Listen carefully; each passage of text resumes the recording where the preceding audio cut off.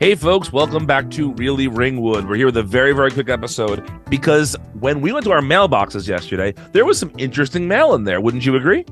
There was at least one piece of mail in there that was interesting, and it's worth a conversation, a quick one, because God, it was just full of it.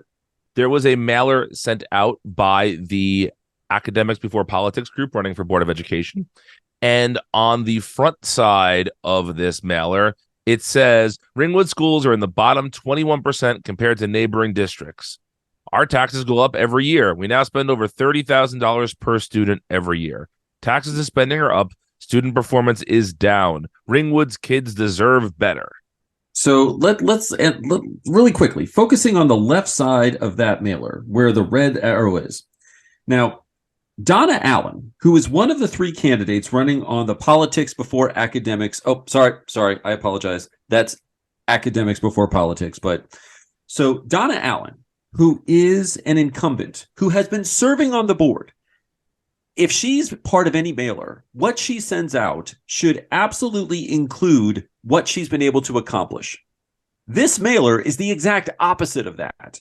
So she's part of these three candidates, and she sends out a mailer that says, as the incumbent, I have taken Ringwood schools into, as they have stated, into the bottom 21% compared to neighboring districts. But wait, there's more. Flip it over. There are big letters that say parents have rights. And for those that don't know, parental rights is the latest dog whistle that people who want to limit what happens in a school will use, claiming that parents' rights, I guess, are more important than students' rights, which seems very silly for people running for a board of education, but I digress.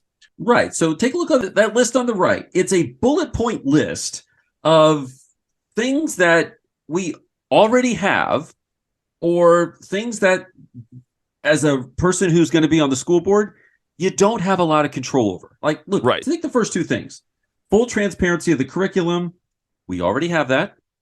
This actually was a campaign issue last year, and thanks to our fantastic superintendent, we know that we have access to the curriculum. Parental rights to opt out of sex education. Again, we've had that. We've had that for years. These three individuals are not going to do anything. We already have it. So I believe we've had that for 40 years in this state, if I'm not mistaken. We have had that for a very long time, but it's disingenuous to put this in a mailer to say, you don't have this and we'll make sure you do. Timely reports to children's progress in language, math, and science. You can log in at any point to the parent portal and see your child's grades. How much more timely can it be than that? Provide a secure environment for children to learn. Are they implying that that the environment currently is not secure for children? It's like they did a copy and paste from some campaign source to say, these are the things that everybody wants, so we will get them for you. But we already got them. Well, and what would that source be, you think? If you had to just wager a guess where some of this information came from, based on things we've seen in the past, where would you think that this information came from? You know, we've talked about the fact that these three candidates are affiliated with, are in lockstep with, are supported by, or are in support of the NewJerseyProject.org, which is an absolute wrong group to have any influence in our schools. You may be familiar with them by the name of their blog, which is Chaos and Control. Let's take that a little step further. The New Jersey Project is not new to trying to influence elections here in Ringwood. Last year, you might remember, there were three candidates that were supported by the New Jersey Project. And by the way, Ringwood, you did a fantastic job. You kept two of those three candidates from being elected to the board. So second verse, same as the first, we've got some work to do on election day to keep these three, Donna Allen, Tim Lanni, Traci Ahearn, the Politics Before Academics, Academics Before Politics candidates the heck away from the Board of Ed, because the influences that they will use if they are elected will have nothing to do with what's good for Ringwood.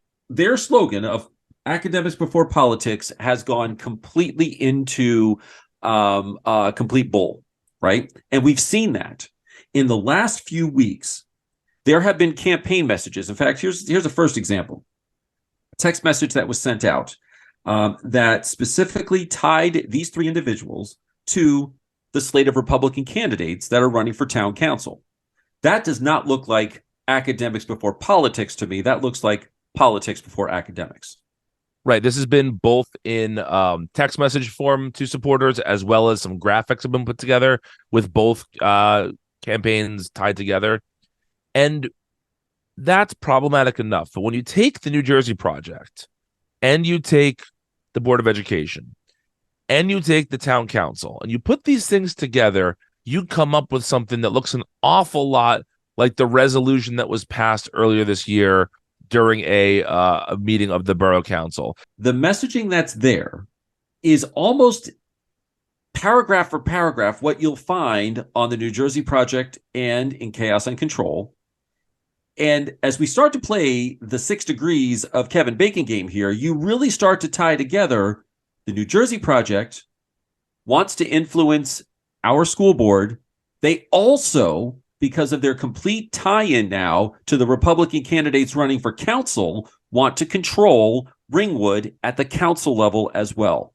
And this is absolutely something we cannot let happen in Ringwood. Period. End of story. Now, after hearing all of this, I think it's very clear that the Academics Before Politics group is nothing but politics before academics.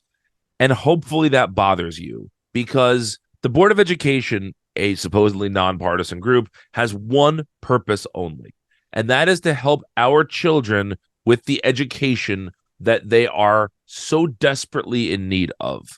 And if you're a parent, if you're not a parent, I don't think it matters. I think ultimately we can all agree that our children deserve what is best.